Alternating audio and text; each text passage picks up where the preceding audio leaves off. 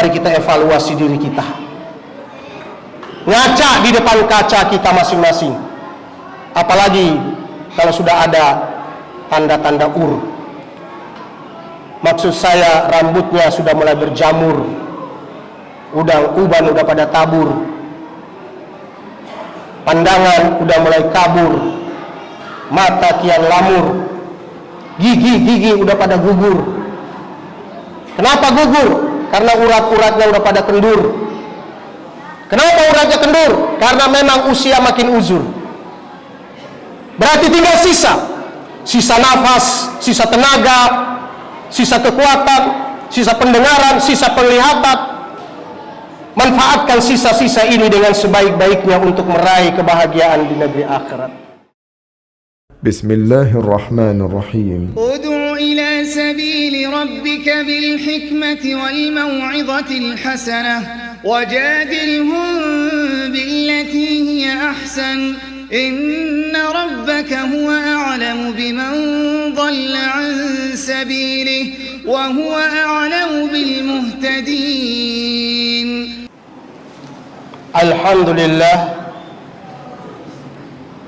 Alhamdulillahi rabbil alamin. Walladzi an'amana 'alaina bi ni'matil iman wal islam. Asyhadu an la ilaha illallah wahdahu la syarika lah. Wa asyhadu anna Muhammadan abduhu wa rasuluh. Allahumma salli wa sallim ala nabiyyina wa maulana Muhammadin wa ala alihi wa ashabihi ajmain. Amma ba'd, fa ya ibadallah, ittaqullaha haqqa tuqatih wa la tamutunna illa wa antum muslimun. Ma'asyiral muslimin wa jumratus sholihin rahimani wa rahimakumullah. Bapak-bapak dan saudara-saudara kaum muslimin jamaah Masjid Nurul Amal, para tamu-tamu Allah, calon-calon penghuni surga Allah Subhanahu wa taala yang saya muliakan. Dari mimbar yang sakral dan terhormat ini, saya mengajak Bapak dan saudara-saudaraku sekalian untuk tetap bersyukur kehadirat Allah dengan cara sujud kepadanya, melaksanakan segala yang diperintahkan, menjauhi semua yang dilarang, baik oleh Allah maupun Rasul-Nya. Kapan saja dan di mana saja kita berada, sampai Israel datang menjemput kita untuk pulang ke hadirat Allah. Dan kita tentu berharap saat kembali menghadap Allah, kita diwafatkan dalam keadaan beragama Islam dan mati dalam keadaan husnul khatimah. Amin ya rabbal alamin. Salawat dan salam untuk Rasulullah junjungan kita Nabi Muhammad sallallahu alaihi wasallam bersama segenap keluarganya, para sahabat-sahabatnya, serta seluruh pengikut-pengikutnya, termasuk saya, Bapak dan saudara-saudaraku sekalian.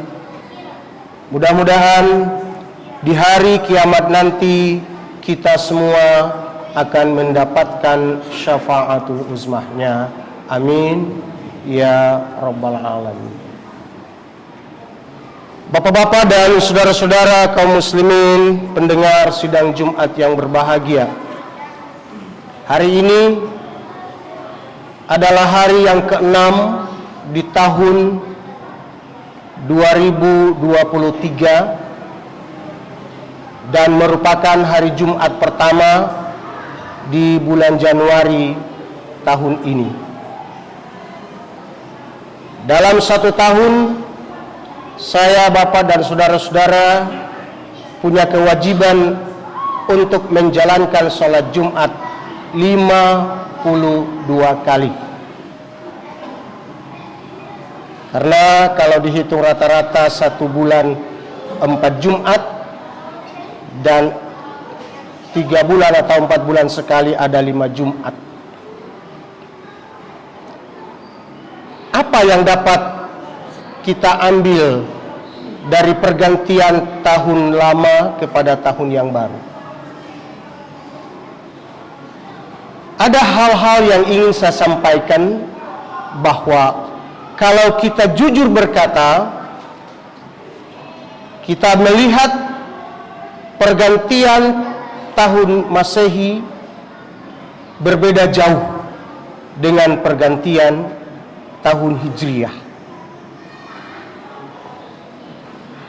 Pergantian tahun Masehi selalu diwarnai dengan kemeriahan, hiruk pikuk, gongnya mendunia, gemanya membahana, dan yang ikut bersorai-sorai anehnya adalah banyak juga umat Islam. Sementara ketika terjadi pergantian tahun Hijriah, sunyi dan sepi. Padahal di Republik ini 86,87% penduduknya beragama Islam. Kenapa bisa terjadi seperti itu? Karena saudara, menurut saya umat Islam itu terbagi dalam 2 kelompok besar. Ada orang yang amat peduli dan ada orang yang peduli amat. Saya, Bapak dan Saudara mau menempatkan diri pada posisi mana? Apakah kita termasuk orang-orang yang amat peduli dengan urusan-urusan agama ini, ataukah kita adalah orang yang peduli amat dengan aktivitas agama ini? Syekh Muhammad Abduh mengatakan, al-Islamu mahjubun bil muslim. Cahaya agama Islam itu memudar atau tidak terlalu bersinar bukan oleh karena sikap orang lain, tapi karena perilaku daripada orang Islam itu sendiri. Sebuah masjid itu bisa ramai atau tidak tergantung kepada orang Islam yang berada di seputaran masjid itu. Hanya ingin saya sampaikan kepada Bapak dan saudara-saudaraku sekalian, di tempat mana kita berada, semua itu akan kita pertanggungjawabkan di hadapan Allah dan Rasulullah.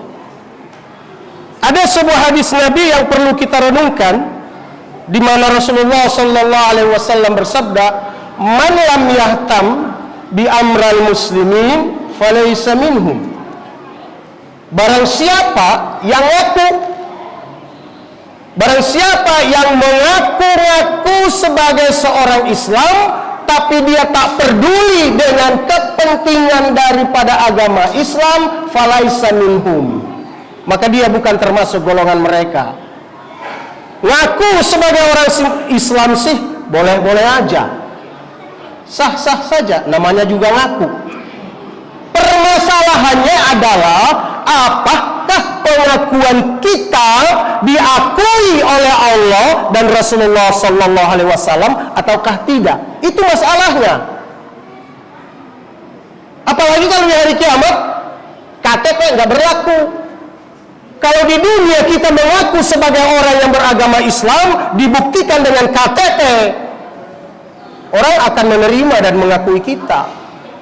Tapi di hadapan Allah, KTP nggak ada. Lalu pengakuan saja tanpa ada bukti konkret, tentu saja pengakuan itu bisa didiskualifikasi atau tertolak. Orang yang mendaftar untuk ikut dalam pertarungan pilpres, pileg, begitu didaftar, partainya diverifikasi lagi, dilihat memenuhi syarat atau tidak. Dan setelah dia diakui, dia bertarung, belum tentu juga menang. Begitulah kehidupan kita. Ada yang ngaku orang Islam, ada yang ngaku orang Nasara, ada yang ngaku orang Hindu, ada yang ngaku orang Buddha. Silakan, ngaku sih boleh-boleh aja.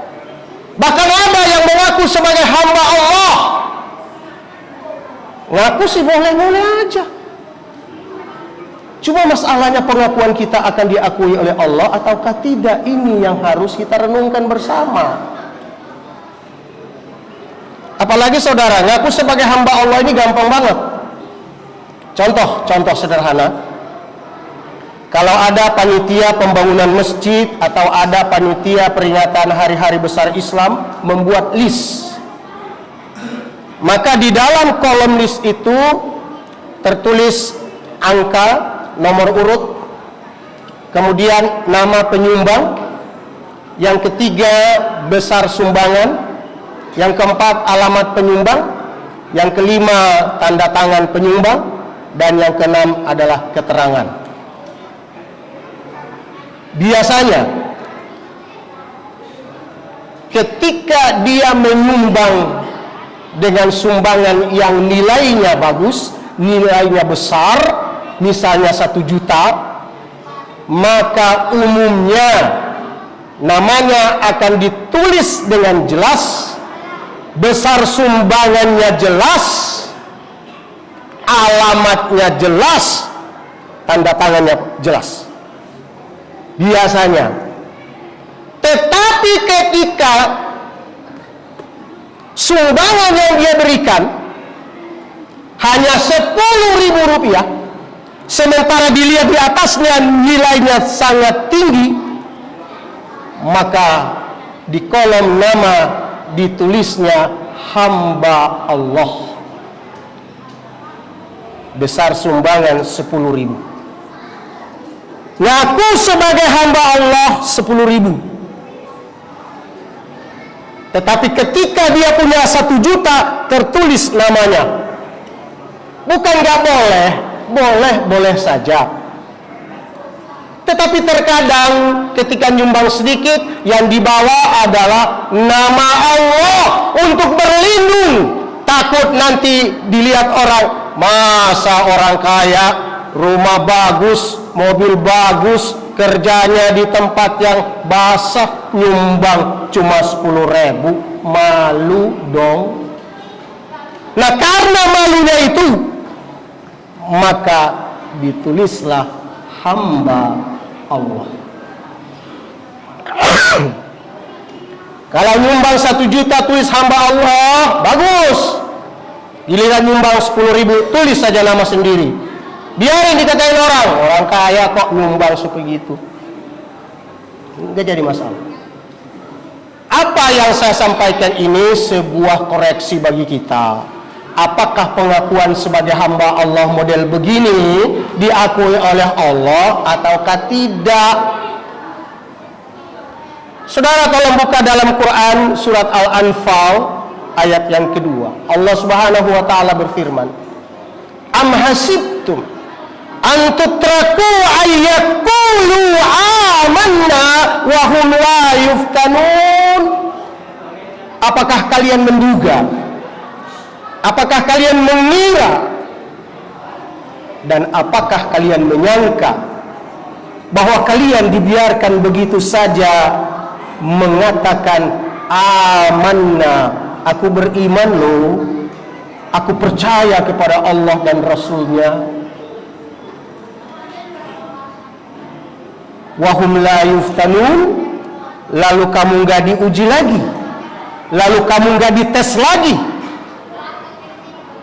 lalu kamu tidak diverifikasi lagi atas pernyataan imanmu. Walaqad fatanna alladzina min qablihim. Sungguh kami telah menguji orang-orang sebelum mereka. Jadi sebelum kita juga sudah banyak orang yang ngaku-ngaku sebagai orang yang beriman, dan sudah diuji oleh Allah apa benar dia orang beriman. Fala ya'lamannallahu alladzina shadaqu, dan dengan ujian itu maka jelaslah, ketahuanlah bagi Allah siapa yang benar-benar beriman, fala ya'lamannal kazibin, dan siapa yang benar-benar bohong. Nah, saudara-saudaraku sekalian, di awal tahun ini, mari kita mencoba untuk mengevaluasi diri kita masing-masing. Di Januari tahun 2023 ini kita telah berusia berapa tahun? Ayahsabul insanu ayyutraka sudah. Apakah manusia itu mengira bahwa mereka dibiarkan hidup begitu saja tanpa ada pertanggungan jawab? No, tidak. La tazula kadamaka baina yadayillah hatta yus'ala an arba.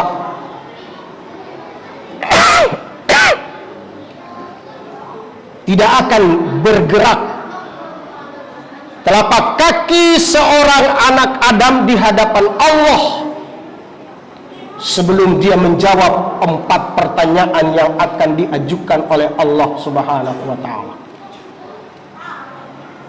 Jadi saya, Bapak dan saudara-saudara, ketika dibangkitkan dan kita semua kumpul di sebuah lapangan yang besar yang namanya padang mahsyar, di sana kita akan menunggu giliran untuk menjawab pertanyaan-pertanyaan atas anugerah yang telah Allah berikan ketika kita masih hidup di dunia.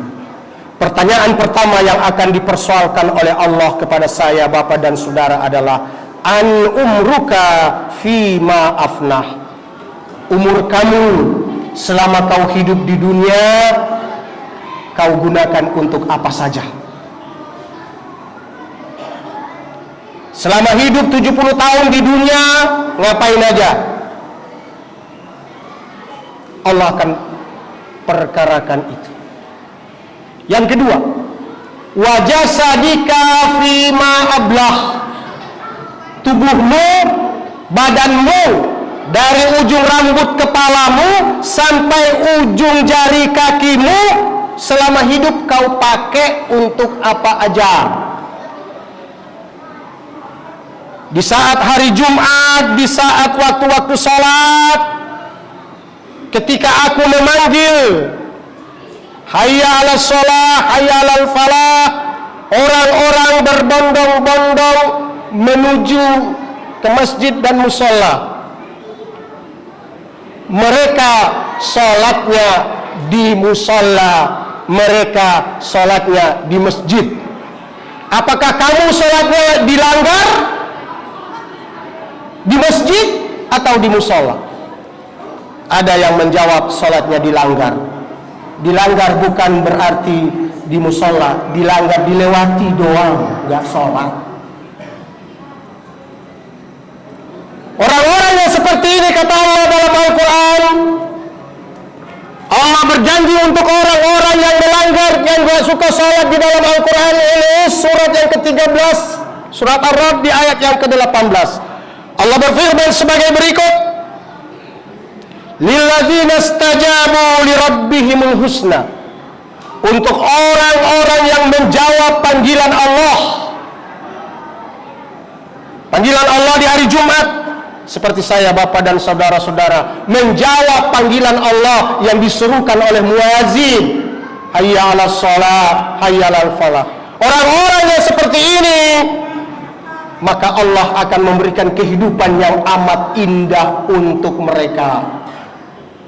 kehidupan yang tidak dapat dibayangkan oleh pikiran manusia, kehidupan yang belum pernah dilihat oleh mata seorang manusia, kehidupan yang belum pernah didengar oleh telinga seorang manusia, yaitu kehidupan surga yang kekal dan abadi. Itu yang suka memenuhi panggilan Allah.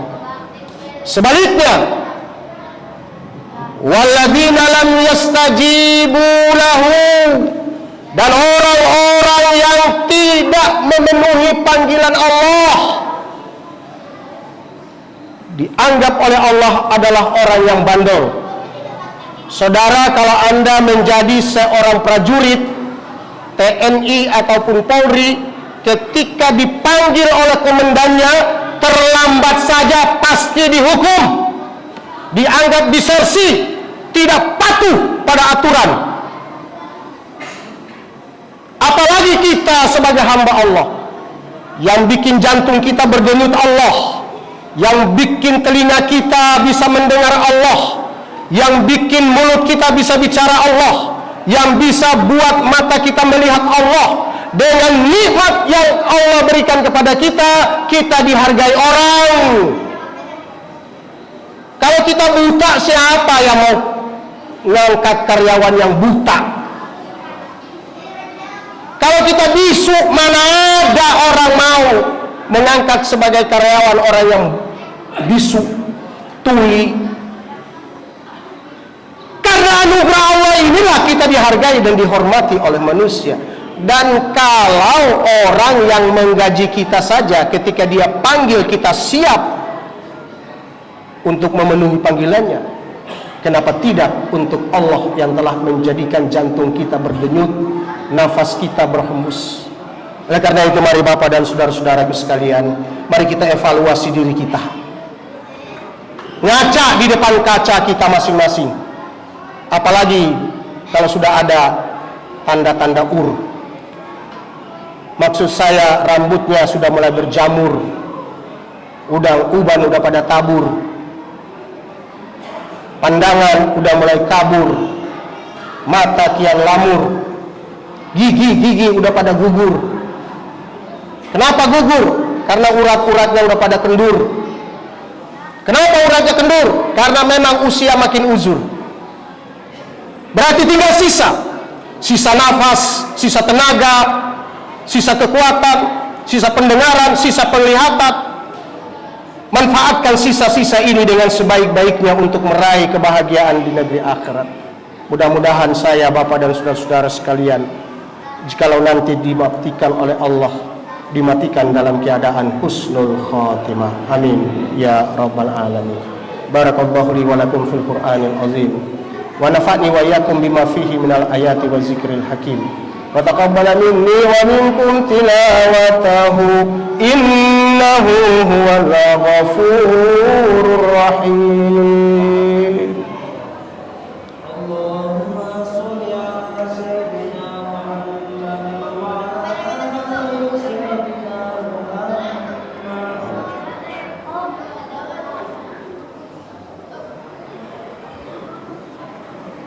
Alhamdulillah, alhamdulillahilladzi hamdan katsiran kama amar. Asyhadu an la ilaha illallah wahdahu la syarika lah, irghaman liman jahada bihi wa kafar. Wa asyhadu anna sayyidana wa nabiyyana Muhammadan abduhu wa rasuluh.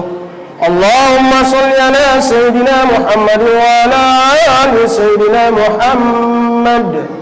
Amma ba'd, faya ibadallah, ittaqullaha haqqa tuqatih wa la tamutunna illa wa antum muslimun.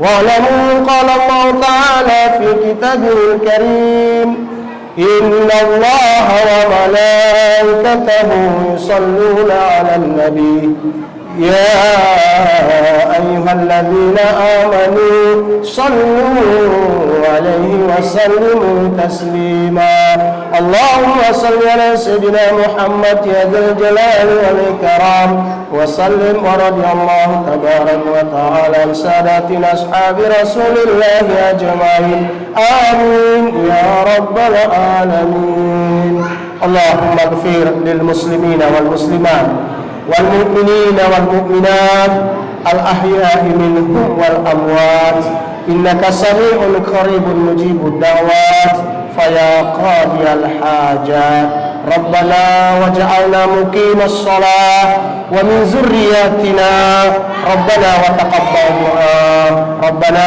آتنا في الدنيا حسنة وفي الآخرة حسنة وقنا عذاب النار والحمد لله رب العالمين.